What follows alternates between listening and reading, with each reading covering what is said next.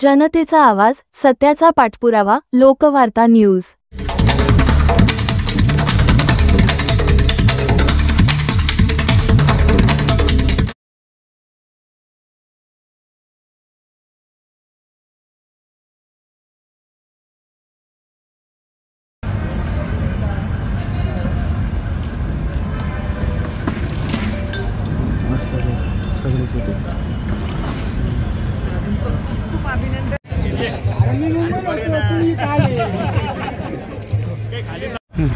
नमस्कार, मी doctor Ujjwala Dahiphale, Bharatiya Janata party महिला मोर्चा अध्यक्ष। आज दिवाळी स्नेहमिलन आणि पदवीधरसाठी नोंदणी मेळावा आयोजित करण्यात आलेला होता आणि या मेळाव्याचं मेन उद्देश हे जास्तीत जास्त पदवीधरांनी नोंदणी करणे आणि ज्यांची राहिलेली असेल त्यांच्याकडून करून घेणे, अशा पद्धतीने हा मेळावा संपन्न झाला।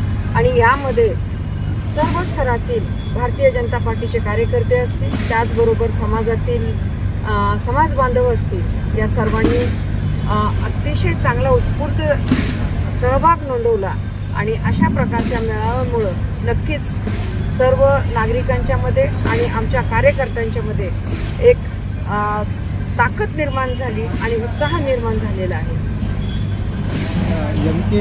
देशमुख सर आपल्यामध्ये आहेत, त्यांच्याबद्दल आपण एम.के. देशमुख सरांचा त्यांचं आम्ही भारतीय जनता पार्टीमध्ये खूप खूप अभिनंदन करतो।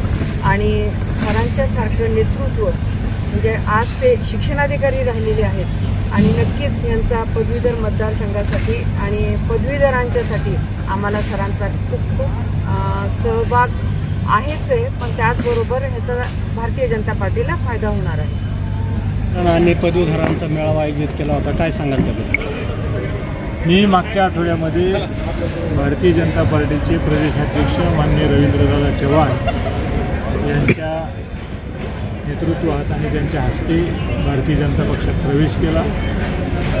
त्यावेळी आम्ही पक्षाला असं वचन दिलेलं आहे की आम्ही भारतीय जनता पक्षाच्या शिक्षक मतदारसंघ आणि पदवीधर मतदारसंघ या दोन्ही मतदारसंघामध्ये जास्तीत जास्त सहभाग नोंदवू आणि या दोन्ही जागा निवडून येण्यासाठी प्रयत्न करू। त्या दृष्टीने शहरातल्या आणि जिल्ह्यातल्या सर्व माझ्या मित्रमंडळाला ज्या ठिकाणी दीपावलीच्या निमित्तानं एकत्रित करून त्यांच्यासाठी स्नेहमिलन सोहळा आयोजित केला होता।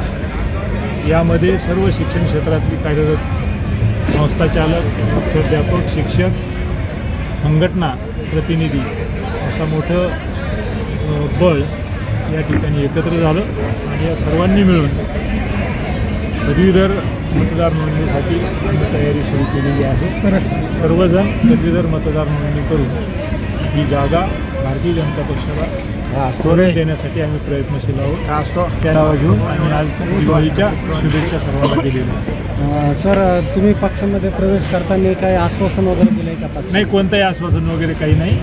भारतीय जनता पक्षामध्ये प्रवेश करण्याच्या दृष्टीने आणि भारतीय जनता पक्षाला केनेकर साहेबांनी अप्रत्यक्ष शुभेच्छा दिल्या। सर, आमचा सहभाग बनकर